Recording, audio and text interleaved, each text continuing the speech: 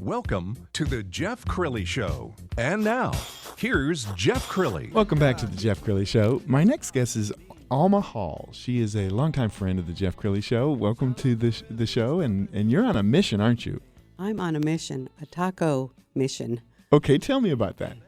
Well, first of all, tacos and tortillas. That's Noe Saves the Day. It was a God-inspired book after the death of my brother, Okay. and I just was started to write in Spanish, and I kind of knew I was onto something. And of course, I have that history that you know of food and Yes. how to make meals healthier, and so I just started trying to figure out how to do that with Hispanic food. Wow. So this book was, I read it on your website, it was somewhat born in your childhood when you were growing up. Tell me about your home life and the food that you guys prepared.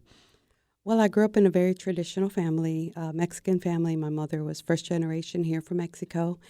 And every morning we'd wake up and she'd be making tortillas every morning in my childhood. So that was really neat to see. And of course, we got to share in that rite of passage.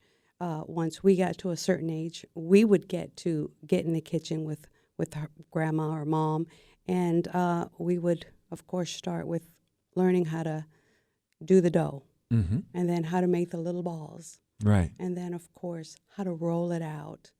And it became this rite of passage that we learned. And I wanted to share that also because I really felt like that was just a beautiful way, you feel beautiful in the kitchen, Yes. being with grandma in that there's a warmth Yes. that was to it.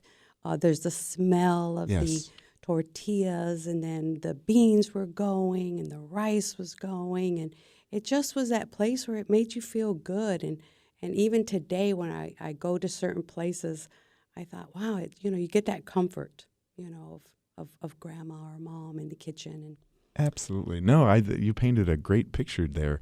One of the things that I know to be true is that, people will say, well, Mexican food is fattening, and that's not true. It's the way you prepare it, isn't it? absolutely, you're correct.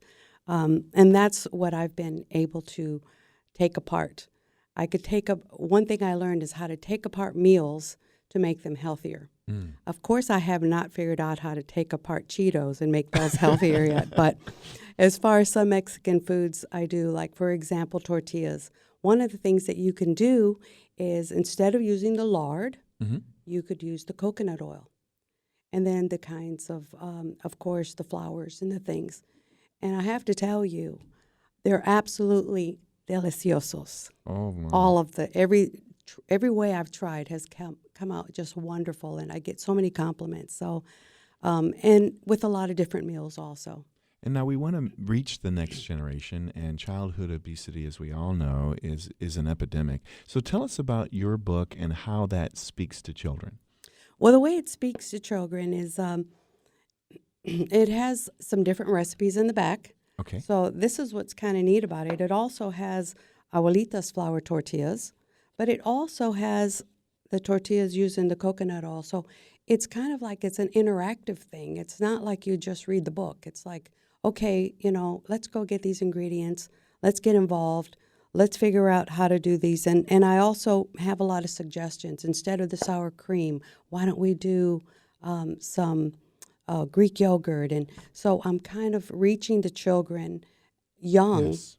So while mom is reading, it's a bilingual book also. Mm-hmm. So while they're reading to mom's reading it or the children are reading it, they're able to see, oh my gosh, there's these healthy ingredients, and it's get them excited again about let's get in the kitchen and let's help mom, or those are some of the things I want to do. And I brought you something. Okay. I brought you something.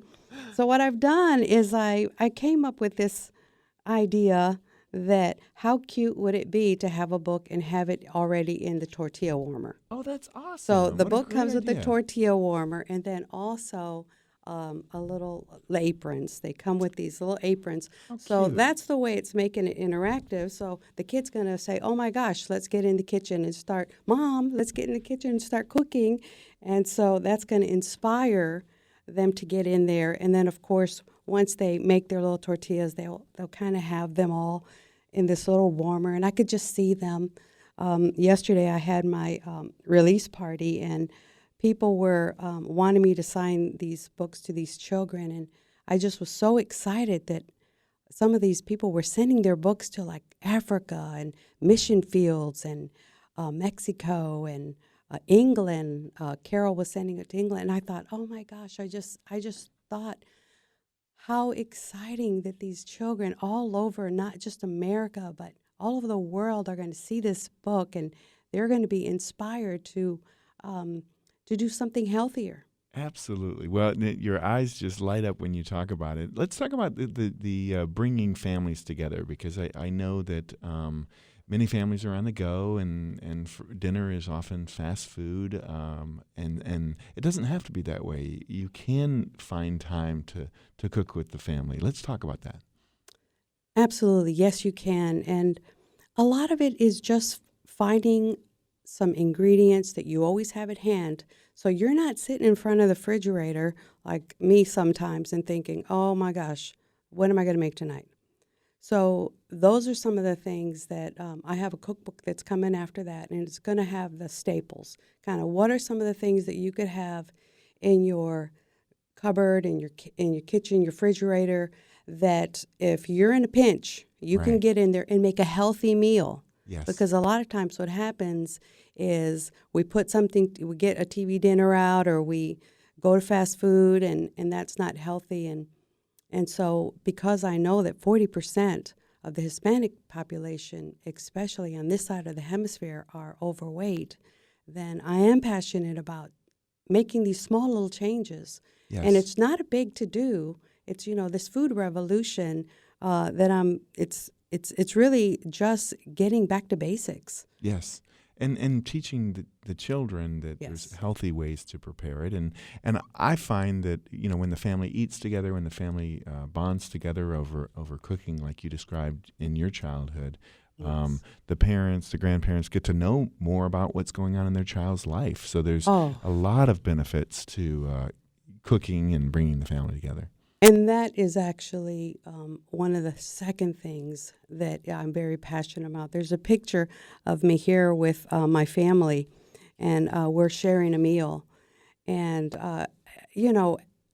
my illustrator just captured the picture of, the busyness of the family and the laughing and all that happens in a dinner table that you just don't get if you are somewhere else eating, or there's an intimacy that happens when you go off into the world and then you come back to that safe place, and it's just that warm feeling that you get again. And I think in America especially, we're losing that because we're busy. We're busy people. So I want to make it to where, yes, I know we're busy, but let's learn some basic things that we can do, that we could feed our families something healthy, nutritious, and delicious, because, of course, if it's not delicious, we don't want it. Exactly. Well, you mentioned at the beginning of the segment the death of your brother, and I don't want to revisit a painful memory for you, but it did inspire something beautiful in this book. Yes, it did, and that's just the way it happens sometimes. It was God inspired. I woke up and started writing, and this little boy is him. And there's a part in this story that's about him coming up with this creative idea to save dinner, and that's what this is about. It's about getting creative again. And he was very creative, and he was full of laughter all the time. So it just clashed with.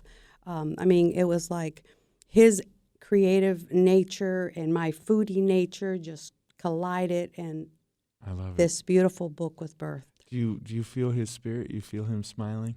Yes, I think him and Mom are definitely in the balcony of heaven right now, just saying, "Wow, how cool is that?" It's a redemption story almost for our family.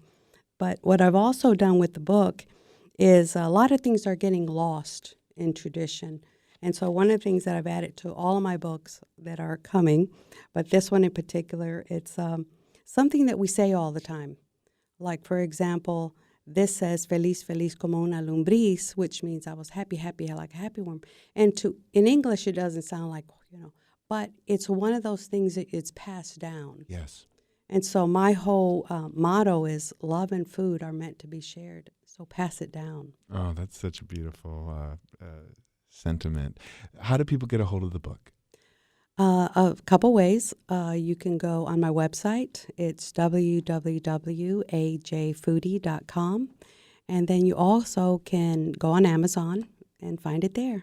Awesome. Thank you so much, Alma Hall. What a beautiful segment. Thanks Thank for being on you. the show. Coming up next, you have seen their trucks. I'm talking about two men and a truck, a moving company that's really on the move. That's next on The Jeff Crilley Show.